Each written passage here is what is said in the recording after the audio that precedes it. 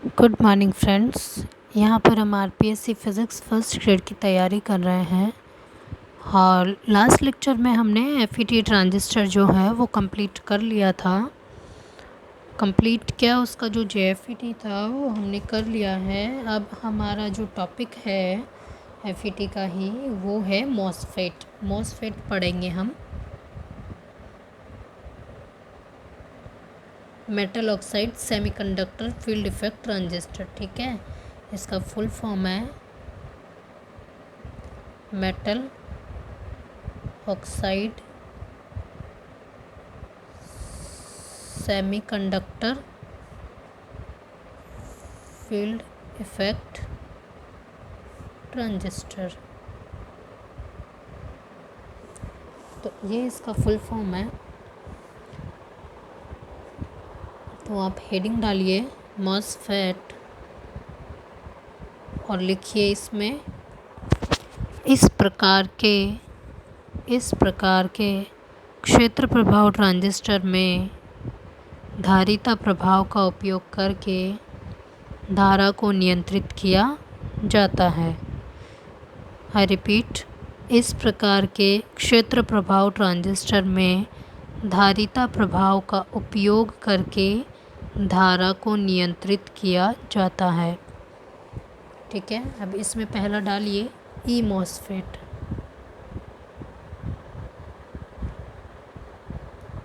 ई MOSFET इसका types हैं वो हम कर रहे हैं यहाँ पे। ई मॉसफेट इसमें लिखिए, स्टार डाल के लिखिए। इसमें पहला पॉइंट लिखिए ई मॉसफेट में लिखिए एन चैनल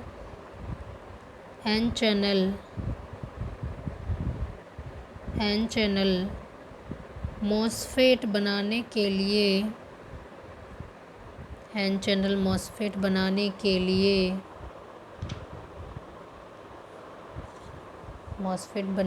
लिए अल्प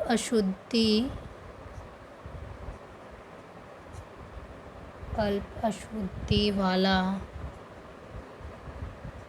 पी अर्धचालक का ब्लॉक लिया जाता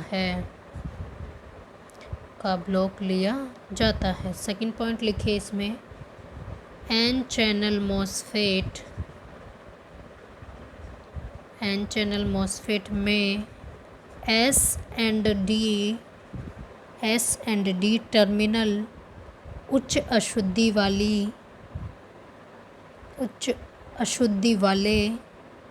एन अर्धचालक से जुड़े होते हैं।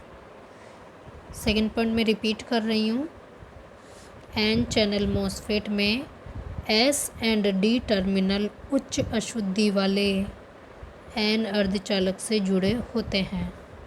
थर्ड पॉइंट लिखिए, यहाँ गेट पर धनात्मक आवेश लगाया जाता है। थर्ड पॉइंट हो गया आपका। नाउ फोर्थ पॉइंट लिखिए आप, यहाँ सिलिकॉन ऑक्साइड SiO2 की कुचालक परत का उपयोग धारिता प्रभाव के लिए किया जाता है। यहाँ SiO2 की कुचालक परत का उपयोग धारिता प्रभाव के लिए किया जाता है, ठीक है। इतना हुआ क्लियर। ये हमने सारे पॉइंट्स लिख लिए हैं। अब आप देखिए, इसमें मैं आपको यहाँ पे जो ई मॉसफेट है उसका एन चैनल बना के दिखाती हूँ। सबसे पहले तो इसका सिंबल देखिए। जो ई मॉसफेट है उसका सिंबल कुछ इस तरीके से होता है, ध्यान से देखिएगा। ऐसे यहाँ इसके टच नहीं होता है, ऐसे दूर रहते हैं ड्रेन एंड सोर्स। ये आपका हो गया गेट, ये गेट टर्मिनल है। ये ड्रेन है और ये सोर्स है।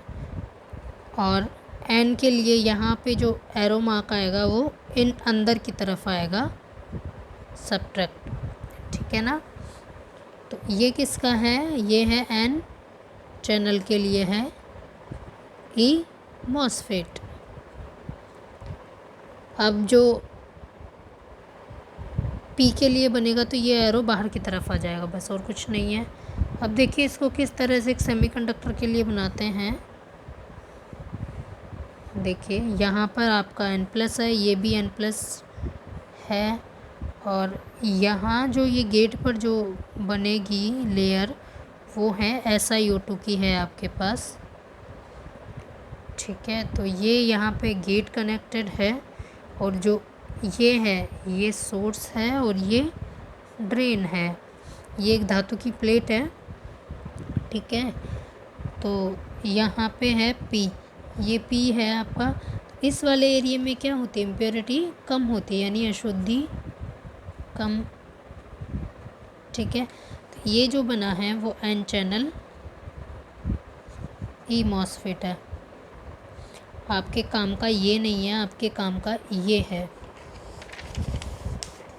काम का ये है, क्योंकि अगर सिंबल पूछता है एग्ज़ाम में तो आपसे यही पूछेगा। अब देखिए हम इसके लिए ये हमने बनाया, एन के लिए, पी के लिए बना लेते हैं।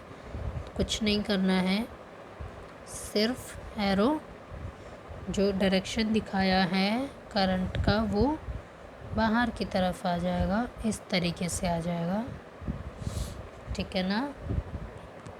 और ये आपका ड्रेन है, ये गेट है, ये ड्रेन है, एंड ये सोर्स है। ये किसके लिए हो गया, ई मॉसफेट किसके हो गया, पी चैनल के लिए। देख पा रहे ना, ठीक है। अब इसके लास्ट में एक पॉइंट लिख दीजिए, इसके लास्ट में एक पॉइंट लिख दीजिए, यहाँ स्टार लगा के, यहाँ गेट वोल्टता बढ़ाने पर, गेट वोल्टता बढ़ाने पर, देखिए ये है आपका गेट, है ना। गेट वोल्टता बढ़ाने पर धारा के मान में वृद्धि होती है, धारा के मान में वृद्धि होती है, ठीक है। अब इसका हम सेकंड टाइप हम देखेंगे, इसका वो है आपका डी मॉसफेट।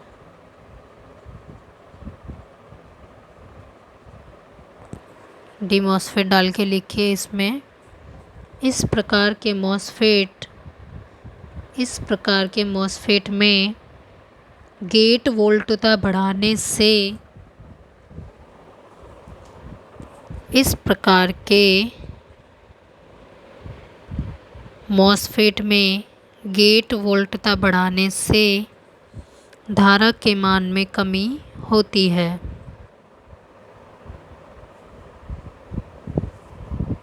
ठीक है। फिर नेक्स्ट लिखिए, फिर मैं एक्सप्लेन करती हूँ इसको। स्टार डाल के लिखिए, यहाँ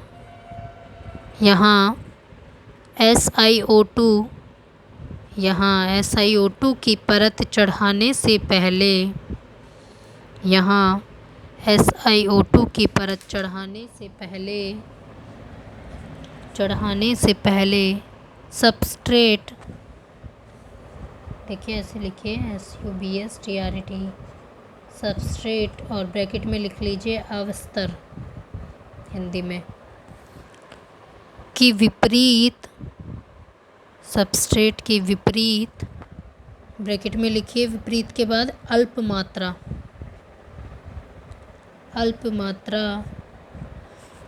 ब्रैकेट में लिखाना अल्प मात्रा, विपरीत अशुद्धि अल्प मात्रा में डाली जाती है।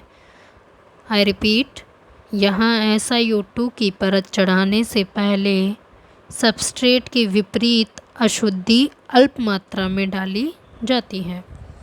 ये देखिए, ये आपका एक हमने कंडक्टर का ब्लॉक लिया है, सेमीकंडक्टर का। ये दोनों आपके N++ हैं, जो कि ये तो ड्रेन होता है और ये आपका सोर्स होता है। अब यहाँ पे जो ये SiO2 की एक प्लेट है धातु की। ये SiO2 की प्लेट है और ये आपका ड्रेन है जो कि नेगेटिव टर्मिनल से कनेक्टेड है, जो क्या करता है यहाँ पे करंट जो फ्लो हो रही है उसको कम करता है। अभी यहाँ लिख लीजिए याद रखने के लिए, धारा के प्रवाह को कम करता है, प्रवाह को कम करता है, ठीक है। और यहाँ वही P सबस्ट्रेट है, ये ग्राउंडेड टर्मिनल है,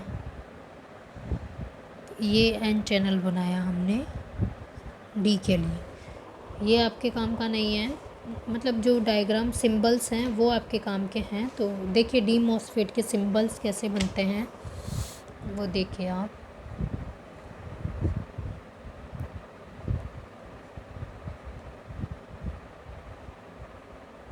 ये है ड्रेन, ये है आपका सोर्स, ये है गेट, और जो एरो है वो इस तरीके से टच होते हुए यहाँ पे ये सबस्ट्रेट, इस तरीके से आपका ये किसका है, ये N चैनल के लिए है। डी मॉसफेट जो बनाया N चैनल के लिए।